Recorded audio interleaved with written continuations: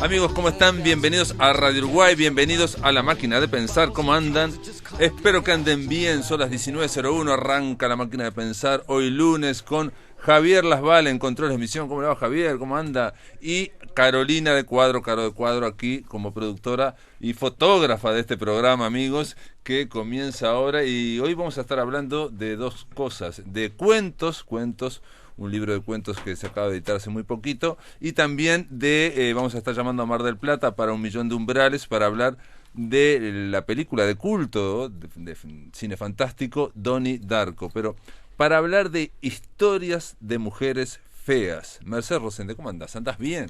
¿Cómo te va, Pablo Silva? ¿Bien? Tanto tiempo, tantos años. No demasiado, pero bueno. Si contamos el Zoom, bueno. Claro, el Zoom no fue hace tanto. Es cierto. Historias de mujeres feas.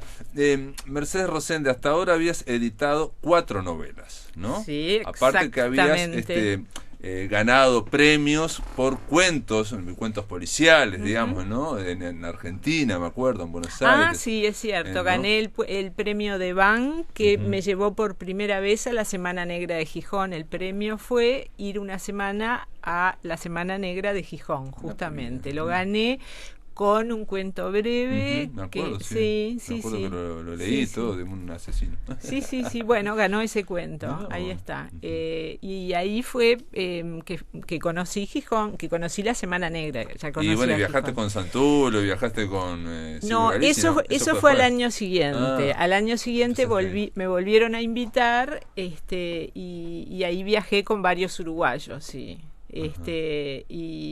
Pero bueno, sí, escribí 4 novelas, que era lo que me preguntabas, sí. Y 2 libros de cuentos. 2 libros de cuentos, pero hay uno que... Ah, sí, claro, Demasiado Blues. Exacto. Ya me había olvidado, impresionante. Sí. El primer libro de Mercedes Rosende es Demasiado Blues, exactamente. Sí. Que es un libro, me acuerdo también, como Historias de Mujeres Feas, muy heterogéneo, ¿no? O sea, historias de distintas...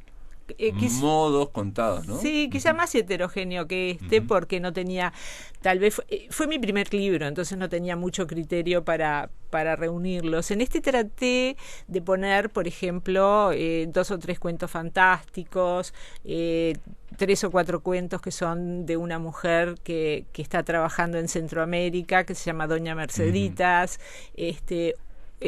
hay uno que yo no quería escribir, yo quería alejarme del género policial y no quería que hubiera ninguno, pero hay uno que lo roza. Se me fue la moto, no lo pude evitar, y hay uno o quizá 1 y medio que son un poco policiales, y bueno, y pude hacer una especie de división, digamos, pero también son cuentos heterogéneos que tienen en común ser de mujeres. Sí, en general hay mujeres y hay muchos que están, digamos, se nota un poco el título, Historia de Mujeres Feas, se nota el tema de la presión social que tienen ellas interiormente, ¿no? Sí. Por ser mejor, o por alcanzar, o por no sé qué, ¿no? Sí, porque en realidad Mujeres Feas está tomado, es un poco dicho con humor, ¿no? Creo además que el humor atraviesa prácticamente todos los cuentos, ponele que menos uno. Pero el humor es una de las constantes, y la mayoría de las protagonistas son mujeres feas. Las mujeres feas no necesariamente son mujeres que son feas, sino que se sienten feas, que se sienten fracasadas, que fracasaron en el amor, que fracasan en el trabajo, que fracasan en las relaciones sociales, que sienten la presión también, ¿no? del trabajo, de la familia, de su casa, la presión en general que ejerce la sociedad sobre la mujer, para que sea siempre linda, siempre joven, siempre estéticamente obedezca a determinados cánones que le son impuestos. Y esto que yo digo parece como demasiado serio para aplicarlo a cuentos que, como decía, están atravesados por el humor, ¿no? Pero bueno, esa es la cuestión, hablar de cosas serias sin ponerse demasiado serios, por lo menos en este libro. Claro, no, el tema también de del infierno de las relaciones, ¿no? Digamos, ¿no? Que están a punto de terminar o que deberían terminar o que siguen y no se saben por qué. Y ahí también está el tema de ellas que no pueden como reformular su vida, ¿no? O sea, no pueden cambiar. Sí, antes había algo que llamaban el techo de cristal, por el que las mujeres no podíamos llegar a determinados cargos, no podíamos llegar a determinadas remuneraciones. Quizá todavía hay techo de cristal, por supuesto. Pero desde que empezó el siglo XXI hay una teoría que dice que las mujeres tenemos otro techo de cristal, que es que además de ser eficientes y mejores en el trabajo que los hombres, debemos ser siempre lindas, jóvenes y parecer ricas, ¿no? Y si te pones a pensarlo es así, o es muchas veces capaz que así. se ha incrementado eso. Se ha incrementado. Da la sensación, sí. digamos, de que eso, digamos, siempre existió, esa exigencia, esa cuadradez, ese estereotipo, pero con nosotros que estamos rodeados de las redes y de toda la tecnología, como estamos ahora rodeados, y de imágenes que están todas photoshopeadas, y no nos damos cuenta, pero es un mundo, digamos, de ¿cómo le decían? Bueno, el de Walt Disney, el que está eternamente joven. El de Peter Pan. De Peter Pan. Claro. Estamos rodeados de Peter Pan. Y entonces, ¿qué pasa? El tema del pasaje del tiempo lo sienten las de 18 años. Exacto. Entonces incluso se ha formulado algo que se llama el mito de la belleza, que habla de esa carrera que las mujeres perdimos al nacer ya, porque inexorablemente la vamos a perder, esa carrera de ser mejores, más jóvenes, más lindas siempre, y de estar siempre atrás de la zanahoria. Entonces, yo quería hablar de todo eso, que capaz que empecé a hablarlo antes de darme cuenta, o sea, capaz que todo eso surgió en mi literatura antes de que yo tuviera la voluntad deliberada de escribirlo. O la conciencia. O la conciencia. Con Úrsula ya estaba. Claro, ya estaba. Mujer equivocada empieza, en la primera escena de esa novela, está ella en el probador. En el probador diciendo, y no le entra la ropa. Nena, dame una talla más grande. Y la muchacha le dice, es la más grande esa. Sí. Bueno. No hay más. Y ella está ahí atrás. Y ella está ahí, sí, es terrible. Y bueno, y creo que yo empecé a hablar de todo eso antes de darme cuenta que estaba hablando de eso, porque sin caer en el panfleto, y siempre tratando de mostrarlo y no de decirlo, siempre hablé exactamente de eso, de la preocupación del deber, de la obligación de la mujer por parecerse a las tapas de las revistas satinadas. Y bueno, y entonces así fueron surgiendo las mujeres feas, que las mujeres feas en realidad somos prácticamente todas, porque somos todas las que nunca damos la talla, nunca somos ni tan eficientes, nunca somos tan exitosas, nunca nos va tan bien en el amor, nunca tenemos tanto dinero y nunca somos tan bellas como las que aparecen en las tapas de las revistas. Sí, yo te diría incluso que una vez leí una entrevista de Scarlett Johansson y ella dice, pero si ustedes se creen, si ustedes vieran todo el Photoshop, no decía Photoshop, todo el tratamiento que me hacen a mi imagen, no tiene nada que ver con la foto que me sacan, decía ella, ¿no? Claro. Ella, ¿no? O sea, todo ese trabajo que hay un trabajo de producción brutal, y eso se asuma como natural y ahí se convierte en un patrón, y por eso las gurisas, ¿no? Claro, y además de pronto a determinada edad uno deja de ser fea, yo digo siempre, porque nos deja de importar. Pero el problema no somos nosotros, el problema son los estereotipos que reciben las jovencitas que tienen 10 años, ¿no? 10, 11, 12 años y que van creciendo con esa presión que a mí me parece que cada vez es mayor, y entonces cada vez hay más trastornos obsesivos compulsivos, cada vez hay más niñas bulímicas y anoréxicas y bla, bla, bla, bla. Y cirugías estéticas cada vez más jóvenes, ¿no? Sí. ¿Por qué necesidad de hacerse una cirugía estética si tenés 17 años? Claro. Y el otro día yo leía que Nicole Kidman se había hecho tantas cirugías que cada vez se parecía más a Nicole Kidman, ¿no? Que se había puesto una careta de Nicole Kidman. Y yo decía, bueno, de alguna manera en ella lo entiendo porque trabaja con su imagen, ¿no? Entonces tiene, no sé, 60 años o 58 años y parece que tuviera 35. Por supuesto que debe haber una cantidad ingente de Photoshop en eso. Sí. Pero además de alguna manera lo justifico, tiene razón, ella trabaja con eso y está bien que lo haga, pero el problema es la imagen que transmite Nicole Kidman cuando uno sabe que tiene 58 años y la ve en la pantalla. Claro. Uno dice, la mierda, yo no estoy así. Claro, y ahí empieza el mito de Peter Pan, de que todos, digamos, que no pasa el tiempo. No Neverland se llamaba, sí, el país de nunca jamás. El país de nunca jamás, claro. Esa idea y ese ambiente es el ambiente tecnológico en que nos estamos moviendo todos, ¿no? Bueno, sobre todo particularmente la gente más joven, que en Estados Unidos a partir del 2011 hubo un incremento de suicidios y de intentos de suicidios, que fue cuando se popularizaron las redes sociales en los menores de secundaria, ¿no? Claro. ¿no? Entonces ahí fue y hay una estadística perfecta. Pero también está el tema que es más viejo que la humanidad, que es el tema de la autopercepción también, ¿no? De la mujer. Por ejemplo, hay un cuento que yo lo conozco desde hace mucho tiempo, que es de una madre que tiene una autopercepción muy alta, ¿no? Un ego muy grande, y bueno, es el verano recién empieza, ¿no? Entonces y habla con sus hijos y los va destruyendo prácticamente, ¿no? O sea, hay que leer el cuento porque no se trata solo de esto, obviamente, ¿no?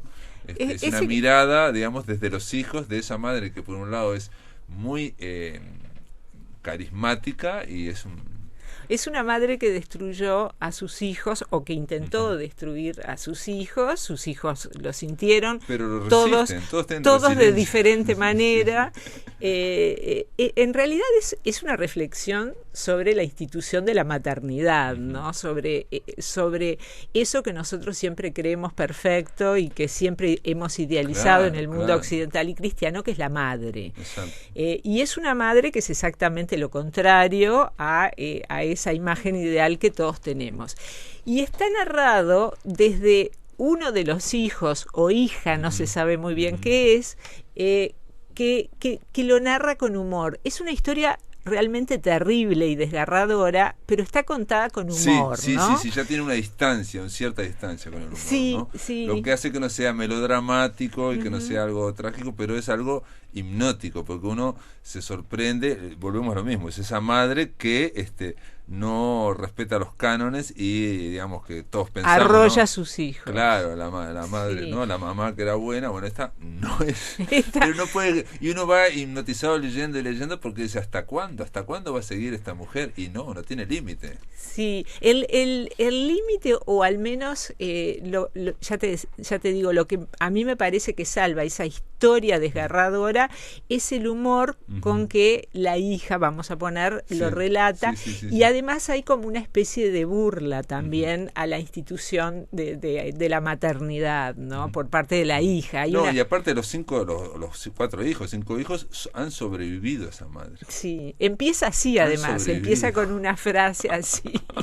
Mi madre fue siempre una egoísta a la que le importó poco de sus hijos.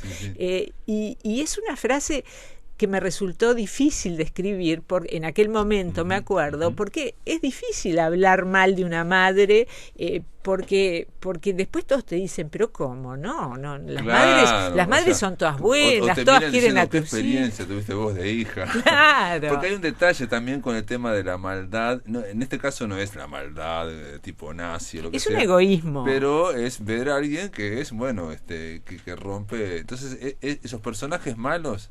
A Murakami una vez le dijeron, ya tenía la mitad, digamos, de su trayectoria, y él lo dice en su último libro, que reflexiona sobre la escritura, dice que un lector le dijo, pero sus malos nunca son muy malos. Ajá. Y para él fue una revelación, y se dio cuenta que sí, que no hacía gente realmente perversa. Y ahí se empezó a tratar de por qué le pasaba eso, por qué los personajes siempre tenían una vuelta, siempre se salvaban. Y bueno, y ahí fue cambiando su literatura. Y se lo dijo un lector. Con esto, ¿qué quiero decir? No es fácil escribir sobre personajes. Sobre una madre. A Mercedes Rosende le sale muy bien. Después hay un cuento que yo quiero contar a la audiencia, simplemente, así voy a permitirme esta autorreferencia, que tenemos... oriento un taller de lectura, aparte de otra escritura. Y en ese taller de lectura leemos, obviamente, escritores extranjeros, escritores canónicos que se han muerto hace no sé cuántos años. Estuvimos hablando de Borges, por ejemplo, que son los lunes, pero también de escritores contemporáneos. Y en este caso yo les llevé un cuento de Mercedes Rosende junto con otro de Mercedes Estramil, me acuerdo. Y el de Mercedes Rosende era Oportuna Ablación. Y realmente es un taller que empezó este año y durante todo el año vía Zoom o vía Skype en realidad. Y me quedé sorprendido del efecto de tu cuento en la gente que participa en el taller. No lo había visto en todo el año, ¿no? O sea, quedó muy, pero muy sorprendido. Wow. Todos quedaron sorprendidos, que cómo puede ser, que increíble lo que está pasando. Y es un cuento fantástico, Oportuna Ablación, que es el que abre Historia de Mujeres Feas, y es algo también es hipnótico, ¿no? O sea, uno dice, ¿qué pasó acá? También es duro, es cruel, tiene, ¿no? Humor negro. Tiene mucho humor negro, ¿no? Es fantástico. Esto tiene que ver también con algo que yo te quería decir. Me quise alejar del género negro, ¿no? Quise alejarme en lo posible y quise transitar otros rumbos dentro de la literatura. Y siempre me gustó mucho lo fantástico y bueno, y recopilé 2 o 3 cuentos fantásticos. Y que era un cuento que ya lo tenía, un cuento que tenía unos años, me pareció que venía bien para abrir el libro. Y bueno, y empieza, digamos, realista. Es una chica que se va de la casa de sus padres, se va a vivir con el novio y... Pero duda, está atrapada entre dos dudas, ¿no? Si queda con los padres, si no, digamos, si está haciendo bien, tiene un sentimiento de culpa. Tiene un sentimiento de culpa, entonces ella piensa que sería bueno poder partirse en dos. Y eso es lo que le sucede, se parten dos, ¿no? Muy impresionante. Sí, se parten dos, y bueno, y ahí no sigo contando porque tiene un tratamiento un poco especial y un tratamiento fantástico. Sí, fantástico, netamente fantástico, con ese humor que te permite también a vos distanciarnos, digamos, de esta cosa cuando es muy dura o muy cruel, como pasó con El verano recién empieza, por ejemplo, ahora se me está ocurriendo, ¿no?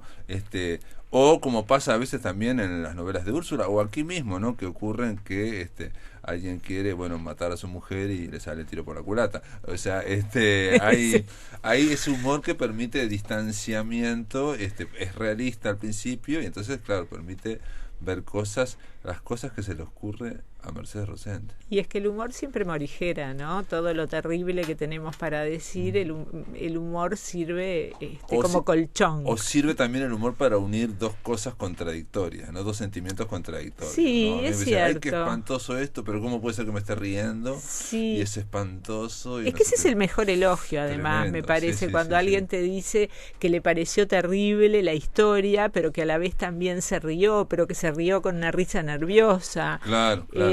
Me parece un gran elogio eso. Sin duda. Me gusta mucho. ¿Y qué pasa, te pregunto, antes de irnos a la tanda, qué pasa con de dónde sacas esas historias? Porque alguien, cuando yo reitero en ese taller de lectura, estuvimos hablando de Oportuna Oración, dijo, yo conozco el caso en que se originó. No lo conocen, y te voy a decir por qué.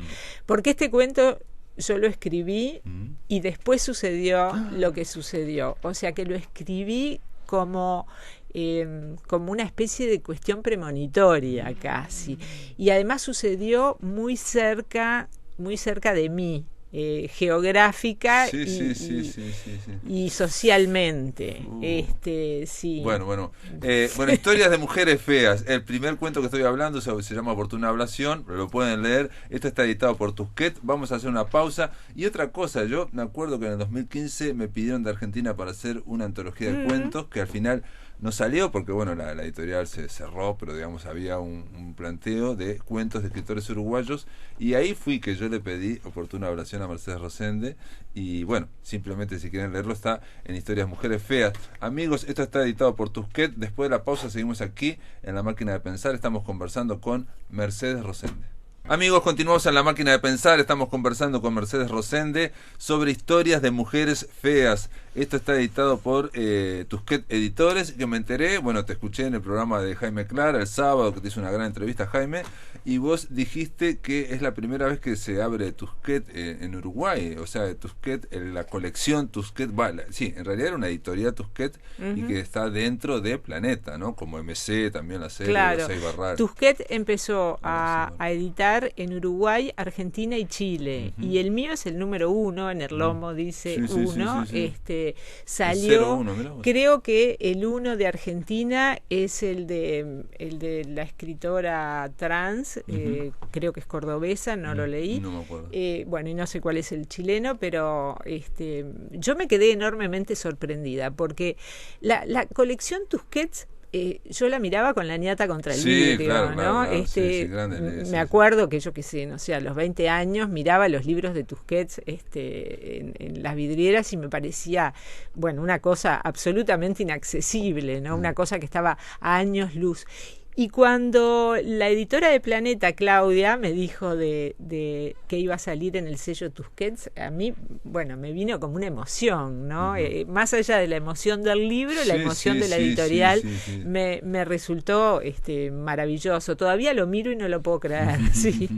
Y bueno, y el tema de digamos, este libro te sirve de alguna forma también para ampliar el espectro de lo que podés escribirte, vos lo sentís así, digamos, o sea, es una forma de decir, no solamente voy a escribir novela policial, o no, pero vos te considerás novelista policial o de serie negra, yo tengo ¿no? muchísimo que agradecerle y creo que le debo prácticamente todo a la novela negra, ¿no? No me voy a poner a hablar mal del género, porque el género me ha dado prácticamente todo lo que tengo como escritora, y además me gusta, disfruto escribiéndolo, se ha transformado en una especie de leitmotiv, ¿no? Me preguntan sobre el género, me consultan, en fin, rodea mi vida el noir, el género negro. Pero tenía ganas de correrme un poco, de salir un poco de ahí, tenía ganas de escribir otras cosas, tenía ganas de escribir fantástico, tenía ganas de escribir de aventuras, que es un género prácticamente olvidado, y que hay un cuento largo que es de ese género, Samarcanda Blues se llama así. Tenía ganas de escribir textos románticos también, pero siempre con humor. Tenía ganas de escribir sobre esto, sobre relaciones de pareja que no son perfectas, ¿no? Tenía ganas de... Hay muchos aeropuertos también, ¿no? Hay mucha gente que está viajando ahí, ¿no? Sí, hay mucha gente que está de viaje. Ese era otro... No es el género viaje ni remotamente, ¿no? Pero ese era también una especie de tema que tenía pendiente, y eran historias que yo había ido tomando apuntes en viajes. En aeropuertos, en hoteles, claro. Más que aeropuertos, hoteles. Mujeres que están solas en hoteles y no pueden salir porque están en países donde les resulta o peligroso o inconveniente o difícil ir a comer solas, por ejemplo, ¿no? Cosa que me ha pasado muchísimas veces, en Centroamérica, por ejemplo. Y bueno, quería escribir sobre todo eso, quería alejarme, tomar distancia del género negro y escribir, darme el gusto de escribir sobre otra cosa. Y bueno, y así salió Historias de Mujeres Feas, que no quiere decir para nada que yo de acá en más me dedique exclusivamente a escribir género fantástico o algo así, pero bueno, quería transitar ese otro camino. ¿Y una novela fantástica? Me encantaría, pero me parece que no sé si puedo. Todo eso uno no puede hasta que puede, ¿no? Claro, sí, me encantaría, ¿sabes qué? Escribir un mix, un entrecruzamiento entre el noir y el fantasy, como hace por ejemplo John Connolly. Me encantaría, sería como una especie de top en mis expectativas. Claro, esas combinaciones que son cada vez más frecuentes, ¿no? De combinar géneros. Y es que los géneros, viste, que ya no existen. Sí. ¿Qué no es? Por ejemplo, ahora que todos miramos Netflix y series y eso, ¿cuál cual no es de género negro. Ah, no, claro, sí, sí, sí, prácticamente todo tiene ¿no? una investigación, tiene un todos tienen un enigma, un misterio y se va a resolver. Y de hecho nos olvidamos que se puede haber una gran ficción sin enigma, por ejemplo. Pero por supuesto, y eso ¿no? es la nueva novela negra, además, sí, ¿no? sí, que se le van escamoteando elementos que antes eran esenciales. Claro. Antes era el planteo del crimen, la investigación y la resolución. ¿Y qué era lo importante? Saber quién fue. Claro. Ahora no importa quién fue. Es más, de entrada sabés que fue fulano, y lo importante es ir buceando en el entorno social y enterarte por qué lo hizo. Y el clima, generar el famoso clima que puede ser social de la persona, el personaje, en fin. Y bueno, aparece en las novelas del sueco, que siempre me olvido, de Henning Mankell. De Henning Mankell. Claramente, ¿no? Claro. O sea, el panorama social es más importante que... Claro, que y cuando resolución. escribí el cuento de aventuras, también terminó siendo de alguna manera un noir, un género negro, porque son dos mujeres, una en Samarcanda hace 500 años y otra hoy en la Biblioteca Nacional, y las dos están a punto de robar algo. La que está en Samarcanda está por robar una máquina infernal que al final sabremos qué es, y la que está hoy en la Biblioteca Nacional de Montevideo está por robar un diario, una especie como de incunable no sería, pero es un diario que tiene 500 años, que es el que escribió Vitoria, la ladrona de Samarcanda. Entonces las une a las dos mujeres un libro. Claro. ¿No? Y yo no quería escribir algo que tuviera que ver con el género negro, pero de alguna manera las dos son ladronas. Hay un enigma, ¿no? sí. Después hay una distópica también, ¿no? O sea, hay una muchacha o muchacho que sale y que no ha comido y que no sé qué, bueno, y no sé cuánto. Y hay todo un ambiente muy extraño que quizás es el cuento más diferente, ¿no? O sí, sea, es una niña. Es una niña que bueno, va a cumplir 13 años. Sí, digamos, ¿no? una adolescente. Sí, y está en un lugar que, bueno, por un lado tuvo mucho dinero, pero no hay nadie en las calles, no hay comida. Es no hay un ambiente nada. distópico que también era una especie como de cuento de ciencia ficción que yo estaba escribiendo y que me forma parte de los cuentos de la peste que sacó Fin de Siglo, Estefanía Canalda. Y me gustó cómo quedó ese cuento. Es también una especie, es como mi primer texto, o no sé si el primero, pero uno de mis primeros textos de ciencia ficción. Y también es una mujer, una niña que está a punto de cumplir 13 años, que bueno, que está en un mundo devastado, que está en un barrio sola. Sí, que no se explica por qué, pero nos vamos dando cuenta que ese mundo ha cambiado y ella no lo explica, pero lo vas mostrando, ¿no? Claro, sí, ese cuento me había olvidado, en esa incursión en la ciencia ficción. Es algo diferente, dentro de lo que es todo el libro, sí. ¿no? Sí. Y tenés mucho más. Sí, hay muchos más, y creo que hay 15 o 16 cuentos. 16 cuentos. Pero bueno, háblame de otro cuento que te haya gustado. A ver, Entre dos luces. Bueno, ese lo conozco de hace mucho, porque Mercedes Rosende tuvo un taller andino ahí. Sí, además lo conté hace poco, salió en El País, el tema de que mis primeros lectores fueron, Pablo Silva, Henry Trujillo y Ana Vidal. Lo conté hace poquito, así que alguno ya lo sabrá.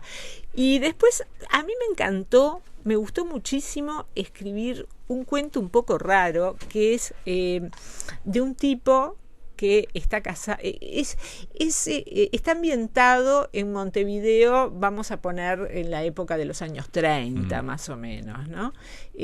Lo construí en base a recuerdos de cosas que me contaba mi abuela. Y me gustó mucho armar una serie de cosas. Por ejemplo, mi abuela me había dicho que mi abuela vivía en el Prado, que en el Prado no había habido automóviles hasta tal año, y que era un problema porque no había cómo proveerlos de combustible. Bueno, en realidad, con todos esos recuerdos que yo tenía y algunas cosas que investigué como todo el mundo con Google, armé una historia que es del fin del amor de un matrimonio, de una pareja, de una mujer muy rica y de un hombre que aparentemente no sabemos, pero se casó sí por amor, pero también se casó por el dinero. Claro. Entonces, ¿cómo hace esa mujer para explicarle al hombre que ya no lo quiere más. Lo hace de una manera muy original. Me gustó construir esa pareja que se iba alejando de a poco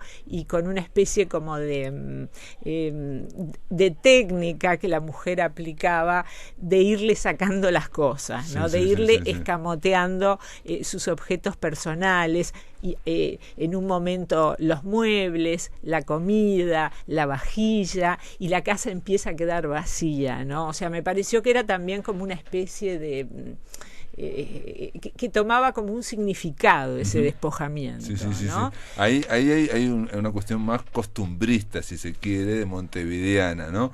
En el de Samarcanda a mí me impresionó mucho porque hay una cuestión de historia, se va a meter en novela histórica, ¿qué pasó? ¿No? Entonces, digamos, hay como si fueras una pintora, estás mostrando todos los colores, estás probando todos los colores. La verdad es que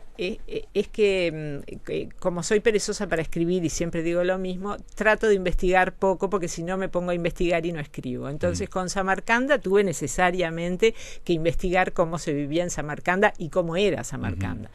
Tenía una vaga idea, pero no sabía, no conocía bien cómo era la cuestión y cómo se había vivido en ese lugar.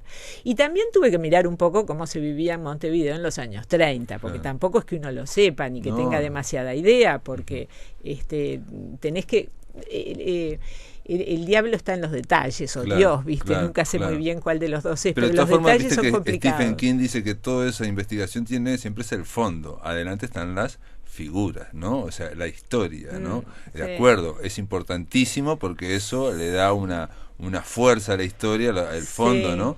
Pero lo importante, igual no hay que perder de vista, dice Stephen King nada menos, son los personajes, ¿no? Porque a veces se puede devorar esa investigación, ese fondo. Bueno, eso es lo que trato de evitar, ¿no? Que el telón de fondo devore a los personajes. Entonces, por eso me tengo que poner como una especie de coto en la investigación. Cuando leí sobre Samarcanda, dije, bueno, ya tengo todos los apuntes que necesito. Basta de leer de Samarcanda y ahí a escribir, ¿no? Y lo mismo Montevideo en los años 30. Bueno, en Montevideo en los años 30 ya está el telón de fondo, le da, me parece, tanto Samarcanda como Montevideo a los personajes le da una fuerza especial, pero no exagerar tampoco, porque lo que decía Borges, en los cuentos árabes no debería haber demasiados camellos. No, ni palmeras, sí, o dice que en Martín Fierro tampoco hay demasiadas descripciones, es cierto, lo importante son los personajes y vos lo das por hecho, pero hay que tener ese conocimiento, ¿no? O sea, lo das por eso.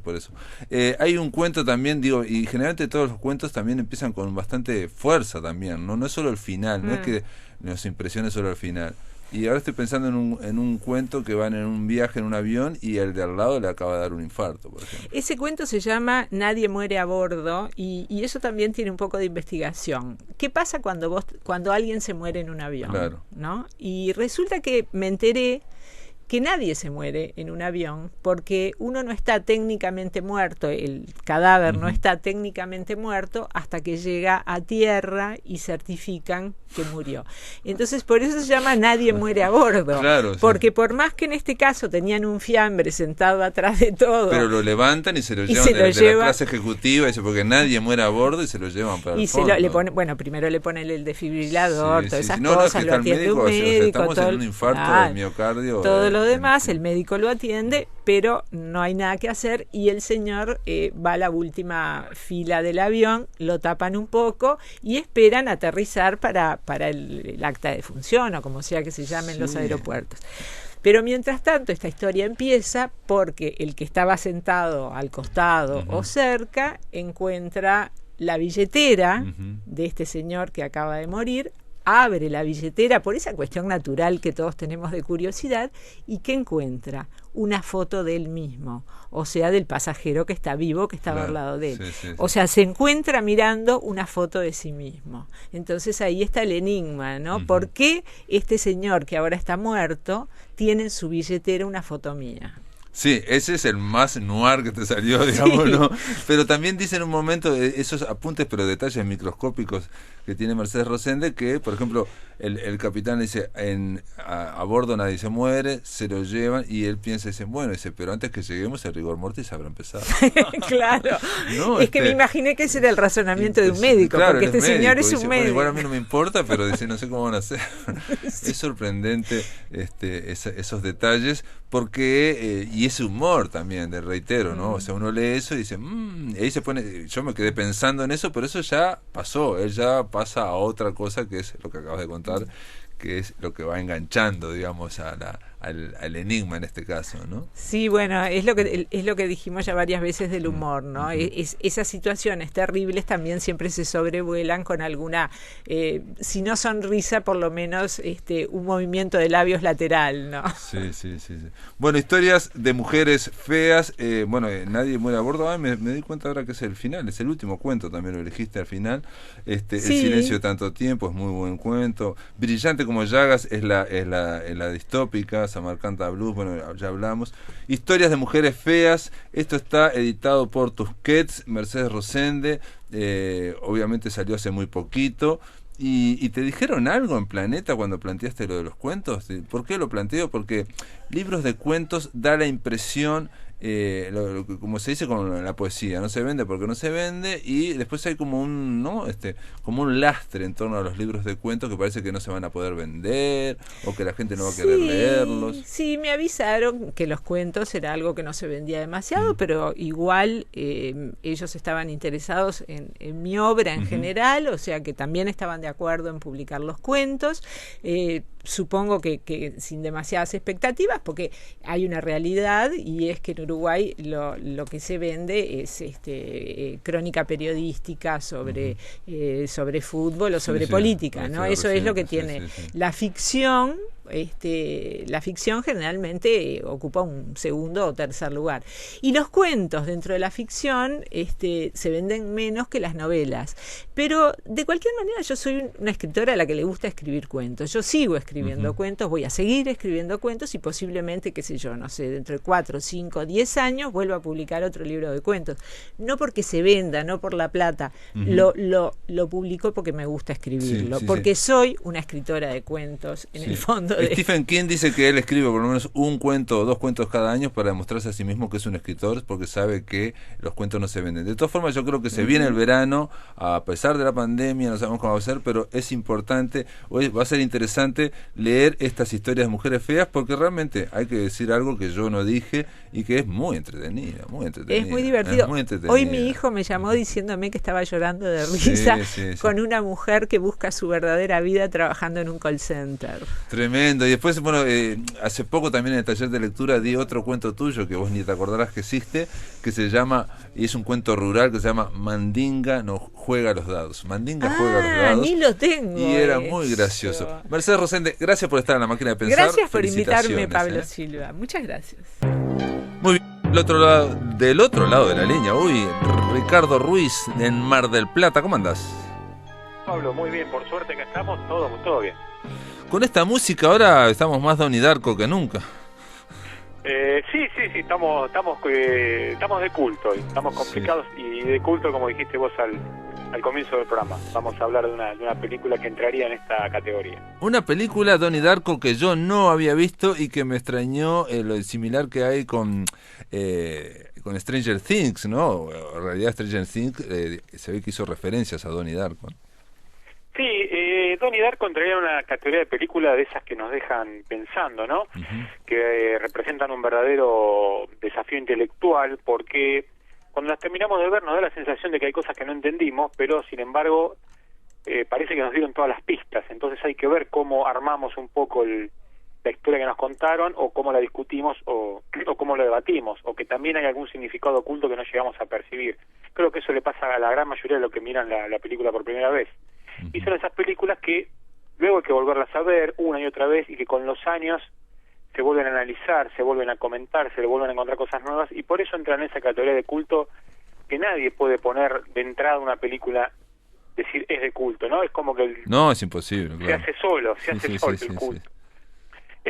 Algunas películas que entrarían dentro de esa categoría, qué sé yo, por ejemplo Blade Runner, ¿no? Que se siguen discutiendo todavía cosas de la misma. El origen de Nolan, o alguna argentina como Hombre mirando al sudeste, ¿no? Claro. que siempre estamos discutiendo, viendo y reviendo a ver si en una segunda o tercer visionado algo todavía nos termina de cerrar. Y en general, digamos, la calificación de película de culto se le da también a películas que no tuvieron demasiado éxito de público o incluso de crítica, como Blade Runner, y sin embargo la gente, ese público fiel, sigue viendo la película y se va incrementando, y bueno, y al final no es como si fuera literatura, no es un bestseller, pero es un long seller, empieza por goteo a incrementarse, y bueno, y descubrimos que es una buena película. Las películas de culto se hacen desde abajo, ¿no? Desde la nada misma, desde haber sido ignoradas o criticadas, y de ahí empiezan un propio camino por fuera de sus creadores hasta llegar al público que la hace de culto. Donnie Darko es una película no muy conocida a nivel general, bastante conocida dentro del cine fantástico, y bueno, la vamos a rescatar. Es una película del 2001, casi 20 años después la rescatamos para comentarla. Es una película que, si vos vas a Film Affinity, el sitio en internet en español de base de datos de películas, tiene una puntuación de 7,4, y en IMDb tiene nada menos que 8. O sea que estamos hablando, más allá de opiniones, de una película buena, más allá de lo que pueda opinar yo o comentar. Eso está fuera de duda, porque son votaciones que surgen de la opinión de muchísima gente, y que llegue a tener un 8 es que realmente vale la pena, ¿no? Sobre todo considerando el presupuesto, considerando que no había un estudio detrás grande, sino que una película independiente. Habla muy bien de esta película.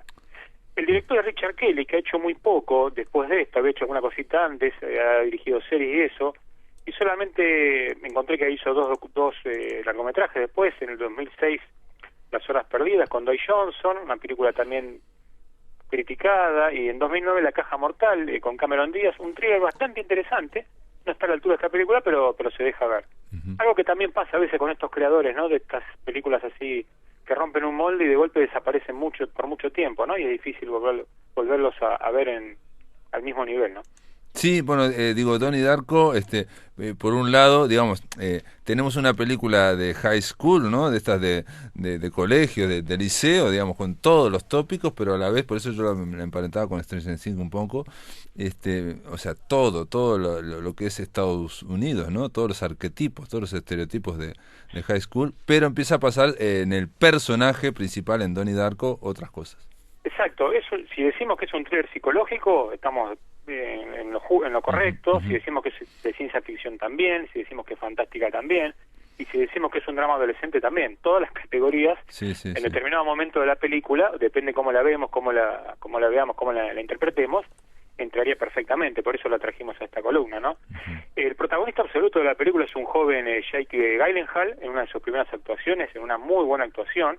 Luego está rodeado de algunos secundarios, algunos no tan conocidos, otros un poco más conocidos, como Drew Barrymore, que es una de las productoras de la película. También anda por ahí Seth Rogen, muy joven, Noah Wyle y Patrick Swayze, en un papel muy distinto de lo que solía hacer en cine. Y la hermana Maggie. Y la hermana de Gyllenhaal también. La hermana. La película, mirá, tuvo un momento muy difícil, el momento de su estreno, porque la película fue hecha cuando ocurrió el atentado a las Torres Gemelas, el 11 de septiembre del 2001. Y en esa época no se estrenaban películas que tuvieran accidentes de aviones. Claro. En esta película hay un accidente de un avión, entonces durmió en un limbo, se estrenó tarde, se estrenó mal, luego tuvo mucho éxito en DVD y en VHS de la época, y luego volvió a ser estrenada en cine por el éxito que tuvo en DVD. Así todo, fue una película que costó poco menos de $4 millones y que recaudó 7 a nivel mundial. O sea, nada, estamos hablando de que no perdió, pero no ganó tampoco. Sí, eso te iba a decir, para tener tanta prestigio y tanto éxito como película de culto, no se recaudó demasiado. O sea, recaudar el doble no es nada. Sí, y bueno, aparte de las actuaciones del guión, destaco mucho la música de Gary Jules, que apela a usar una banda de sonido de música de los 80, pero, y aquí la diferencia con Stranger Things y la relación que vos estás viendo, es que la música que utiliza es todo el pop más dark de la época. Joy Division, The Cure, Tears for Fears. Eso habla de que, si bien es un clima, Stranger Things es un clima depresivo, ¿sí? Ahí yo creo que... Sí. No. Yo creo que el director lo que vio... porque recordemos que es una película ambientada en 1988, pero que fue filmada una década después. Entonces, es como que esa década para el director representa un fin del mundo, ¿no? Y están todos los arquetipos más negativos de esa época, que por ahí no se ven en Stranger Things y no se ven en otras películas de los 80, ¿no? Pero estamos viendo, por ejemplo, un instituto escolar donde todavía prohíben libros, estamos viendo una especie de telepredicador que también oculta cosas relacionadas con lo sexual. Estamos viendo una sociedad muy conservadora, ¿no? Se ven en los candidatos cómo hablan de política, cómo hablan de progresismo, ¿no? De mala manera. Bueno, todo eso forma una década de los 80 no muy feliz, por lo menos para la visión del director. Sí, yo lo pensé también, que a mí me hizo acordar Stranger Things, dije, porque obviamente le quitó alguna, o se inspiró, o hizo referencias, pero también Donnie Darko es esa visión muy de cerca de David Lynch, ¿no? La idea de que por un lado Estados Unidos es algo que es la sociedad norteamericana muy estática, muy el establishment es muy durísimo en esos pueblos chicos, ¿no? O sea, donde hay una gran represión y por otro lado la zona oscura, ¿no? Entonces Donnie Darko, que es el protagonista, por un lado sabe que lo que está pasando en el colegio, en fin, hay toda una serie de disciplinas o de faltas, en fin, y otras cosas, y por otro lado el desbunde, ¿no? Lo oscuro, las cosas que ocurren también en ese mismo pueblo. Sí, y hay algo que tiene en común en esta película, por lo menos Richard Kelly con David Lynch, es muy acertado tu comentario, es que logran que lo bizarro, que lo extraño sea creíble, ¿sí? Ahora voy a contar un poquito la trama, hay cosas muy raras como en cualquier película de Lynch, y sin embargo lo vemos y lo creemos, a pesar de lo extraño que es, ¿no? Es como que lo onírico interrumpe en la vida cotidiana y hay una credibilidad, está planteado de tal manera que logra ser creíble, cosa que a veces, no sé, en una película de terror un monstruo no es creíble, por ejemplo, ¿no? Claro, bueno, acá el monstruo es muy difícilmente que sea creíble, pero yo quiero decirte una cosa que para Lynch, una vez hablando de su cine, dijo, nosotros vivíamos en un pueblito que era todo perfecto, estábamos de noche y un día vimos pasar a una mujer desnuda y ensangrentada y salió corriendo. Y nunca más supimos qué era, pero ¿qué es eso? Y bueno, en esas dos cosas también Donnie Darko está, ¿no? Sí, Donnie Darko cuenta la historia de un adolescente, precisamente, que se llama Donnie Darko, que arranca la película con algunos problemas psiquiátricos. Esto que voy a contar son los primeros minutos. Él sufre sonambulismo y vaga por la ciudad mientras duerme. Una noche escucha una voz que lo atrae hacia el jardín de la casa y ve a alguien con un disfraz de conejo negro, una cosa muy rara, una figura que dice llamarse Frank y que le dice que en poco tiempo se viene el fin del mundo y que él va a tener que seguir una serie de órdenes para evitar este fin del mundo. En el mismo momento que él está afuera con el conejo, una turbina de avión cae en su casa, donde él tendría que haber estado, ¿no?, en su habitación. Este es el comienzo casi delirante de esta película, pero que hay que tomarla muy en serio porque después van a empezar a pasar toda una serie de cosas que no quiero adelantar para que la gente la disfrute. Sí, tremendo. Y aparte hay un detalle, hay una gran actuación de Jake Gyllenhaal y también hay un detalle que es que hay la película tiene el mismo clima ominoso siempre, con esa música que vos dijiste que es constante, ¿no? Continua. Y hay una cosa que me llamó la atención, es que hay canciones enteras, como si hubiera videoclips dentro de la película. Sí, de hecho toda la parte final de la película tiene una canción de Tears for Fears, hecha en una versión acústica por Gary Jules, que va representando un poco el final de cada personaje, y que la canción se llama Mad World, Mundo Loco, ¿no? Y representa un poco todo ese mundo de los 80, ¿no? Toda esa oscuridad que vos comentás que empieza a ver el personaje, también tiene un costado más filosófico cuando él encuentra un libro en la trama, y adelantamos nada más que esto, de una profesora, Roberta Sparrow, que fue monja también y que ahora vive recluida con ciertos también trastornos psiquiátricos, y que ha escrito un libro que se llama La filosofía de los viajes en el tiempo. Ese libro, resumido, con detalle de la película, se puede encontrar en internet, en un PDF, en inglés, y da pistas sobre la película. Y realmente... Pero perdón, es ficticio ese libro, está dentro de la ficción, dentro del mundo del universo de ficción. Es ficticio, está relacionado en algunas cosas con los libros de Stephen Hawking, nombrado en la película, y a partir de ahí, lo interesante es que no se busca la parte científica del viaje en el tiempo, que tampoco sabemos si el viaje es en el tiempo o es una interpretación, pero sí se busca el costado filosófico del viaje en el tiempo, ¿no? De los universos paralelos, de un universo alternativo, de los universos transitorios que se generan y mueren, con lo cual va teniendo un costado de ciencia ficción, la película no ciencia ficción dura, ¿sí? No. Sí. No hay una institución gubernamental detrás de tratando de arreglar el problema acá, o no está... Pero como en Dark, ¿no? Hay una cuestión de tipo Dark, ¿no? Estoy pensando en la serie alemana. Es una cuestión, exacto, una serie que también puede haber bebido un poco de esta película, ¿no? Por el clima. Pero que si uno después mira en detalle todo, va a ver que todo cierra perfectamente. Las escenas que parecen no cerrar realmente cierran. Está muy bien hecho. Y bueno, por eso a veces digo que estas películas en un segundo o tercer visionado es cuando uno realmente puede entender bien todo lo que vio, ¿no? Sí, es el mundo, digamos, de la luz y el mundo de la oscuridad, es Estados Unidos. Está también el tema cristiano, crístico, ¿no? En un momento a este telepredicador, el muchacho le dice, vos sos el anticristo. Entonces hay toda una cuestión ahí de relato que va por debajo, ¿no? Sí, todas las críticas que a estas cosas que hablamos de las sociedades entonces, sí. las va haciendo el protagonista, ¿no? El protagonista parece ser en algún momento, a pesar de que es el que tiene los problemas psiquiátricos, es el que más cuerdo está, por lo menos con respecto a los discursos que da. Claro. Y no es lo interesante es que no es ni un héroe, ni siquiera tampoco un antihéroe, ¿no? Porque él responde a este malestar encerrándose en su mundo, quizás en tratando de empezar una relación amorosa, pero en ningún momento se pone una capa de héroe, digamos, y sale a corregir los problemas del mundo, ¿no? No, lo más importante, diría yo, y un poco para ir terminando, es que él considera que tiene problemas psíquicos, que existe la posibilidad que su mente que sea un esquizofrénico. Él no lo dice, digamos, entonces de que no le funciona bien la mente. Y eso es tan brillante, ¿no? Porque eso hace al cine de autor, digamos, al cine, ¿no? Que el héroe no tenga certezas de que está de acuerdo. Sí, yo creo que es una película compleja, ambiciosa a la vez, con mucha profundidad, aunque no se hace pesada para nada, y también con mucho misterio, ¿no? Así que eso parece muy interesante, sobre todo para un cine fantástico que no requiere ni de monstruos ni de grandes efectos, y con un par de actores que hacen las cosas bien y un buen guión, se ha logrado una película que por eso ha trascendido el tiempo, ¿no? Ya es de culto, no la podemos discutir. Podemos discutir sobre la película, pero no que entre en la categoría que está, porque ahí la ha llevado el tiempo, ¿no?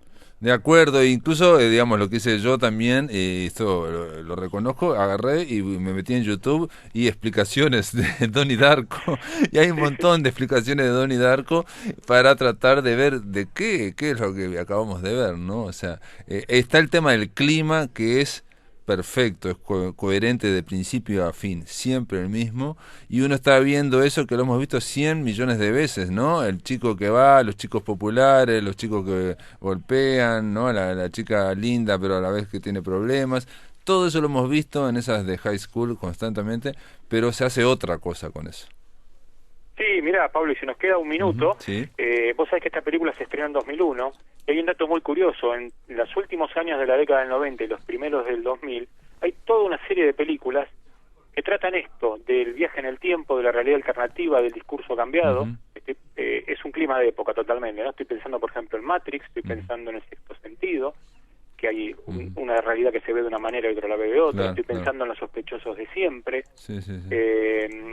estoy pensando en, bueno, tenía varias en la cabeza que me acordé. Y una pregunta, un minuto, y la continuación hubo una secuela, ¿la viste? Que no la dirigió Richard Jenkins. Hay una secuela protagonizada por la hermanita del protagonista, y es una película bastante mala, así que pensemos que nunca se hizo, que no es una realidad alternativa. A ver, se deja ver, pero está muy alejado de lo que es esta película, y no, se ve que le hizo un estudio aprovechando el nombre, y pero no es. Después de ver esto no tiene nada que ver. Perfecto. No deja de ser una película simpática de adolescentes, pero muy lejos de lo que es. Sorprende esta película, solo para terminar, que esté Drew Barrymore en papeles muy chicos, Patrick Swayze, Catherine Ross también, que yo creo que estaba desaparecida, pero estaba en papeles chicos, ¿no? Seth Rogen está, microscópico. Ahí Jake Gyllenhaal es el que... Es el protagonista absoluto. Sí, absoluto, ¿no? Absoluto. El resto son todas presencias tipo cameos, digamos, de 10-15 minutos. Claro. Bueno, esa es la recomendación. Yo te digo que también estaba en Netflix, pero ya la bajaron. La sacaron, sí. Hoy estuve queriendo ver eso para avisar de eso, pero no. Está en Amazon y en algún otro servicio. Sí. Dale. Te mando un abrazo. Entonces es la recomendación de Ricardo Ruiz, Donnie Darko, aquí en Un Millón de Umbrales. Hasta la próxima, Paul. Amigos, se terminó la máquina. Mañana vamos a recibir al dibujante, al artista visual Álvaro Mengual, y también vamos a estar con Fernández de Palleja, que está ya en Maldonado, para hablar de Mundo Chico de Julio César Rosa. Esto es todo, amigos, que lo pasen muy bien.